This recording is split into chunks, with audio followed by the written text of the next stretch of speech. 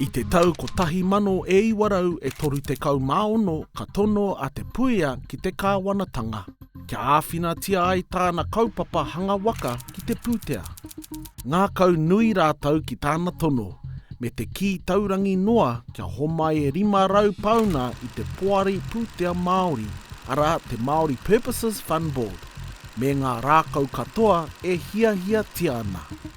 I te oke topa o tērā tau, ka haere atu mō kai kātipa rātau ko rōpata wirihana, ko rāwiri tinirau me tō rātau rōpu kaimahi ki te ngāhere o ōrua nui, ki te maranga māuru o taupō moana. E āhua 1 kiromita mai te rori, ka whakatūria he hōpuni. E toru ngā tōtara ka whiriwhiria, ka tuaina hei haangai te waka tauaa tuarua. He māku, he pōharuharu, he māeke te āhua o tā rātau noho ki reira. He aha koa tonu, i oti i a rātau te kaunaroa me ngā haumi te hahau, te tārai ki te toki me te pātiti. Kātahi, ka waiho ngā waahanga kia whakakia ki te wai ua kia whakapakaringia ai. He mahi nui anō te whakawātea i tētahi ara i te ngāhere e taea ai te tō mai te kaunaroa me ngā haumi ki waho. Nā te waka kawenga toimaha i kume i te ara ngāhere, ka uta ki runga taraka ki te taihana, nā te taraina i kawe ki te pā o tūranga waiwai. Kia whakatutungia ai ngā mahi, kia herea hoki ngā whakairo ki runga. Ahakoa e whianga tono a te puia ki te kāwanatanga kia e ai tā rātau i ki taurangi ai. Auare ake, kaore he pūtea i putamai. Nā i te tau ko tahi mano e iwarau e toru te kau mā whitu, i te wā i tuaina ana ngā rākau hei hanga i te waka tuatoru, e tino pōhara ana te kaupapa.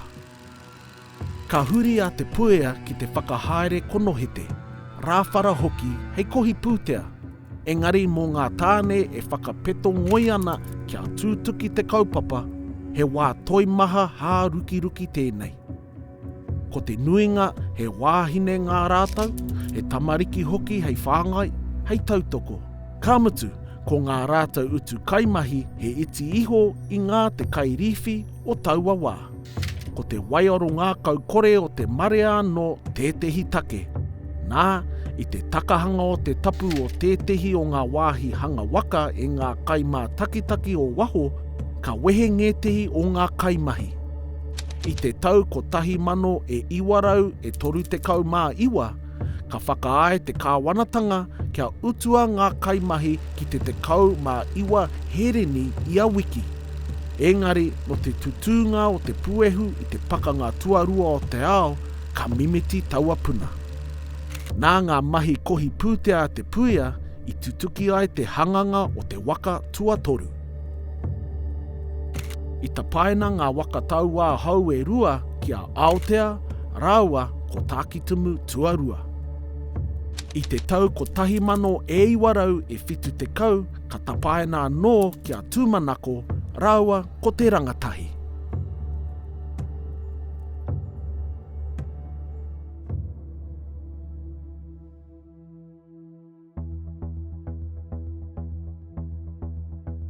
We came down here to help with the transfer of our parekai, Kimikimi, and the new building of Kimiora.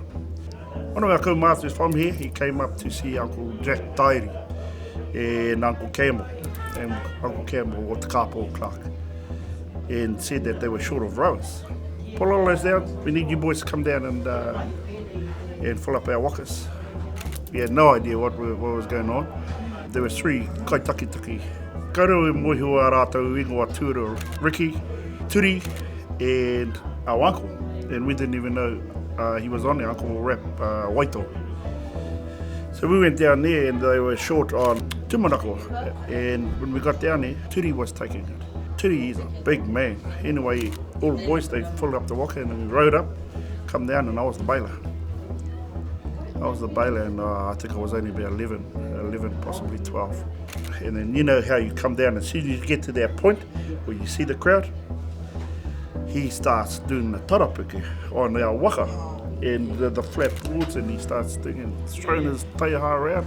I just stopped, looked at him, and I said, oh wow, how can a big man keep his balance and still do what he does and present himself so strong and so fine, and I wouldn't mind being that man one day. But he whakaronoi o tēnei.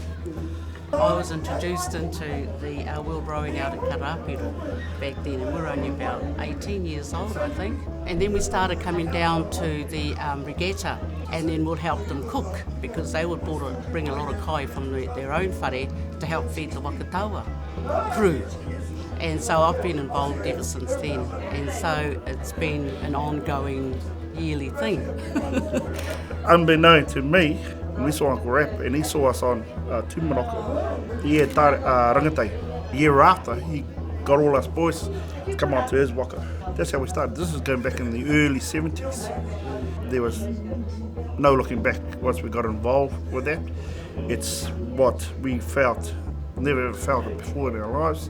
Didn't really know what the waka tauaa was all about. All we knew is that when you come around that corner, there's a buzz. There's a buzz, and it's sort of, the ihi, the wehi, the wana.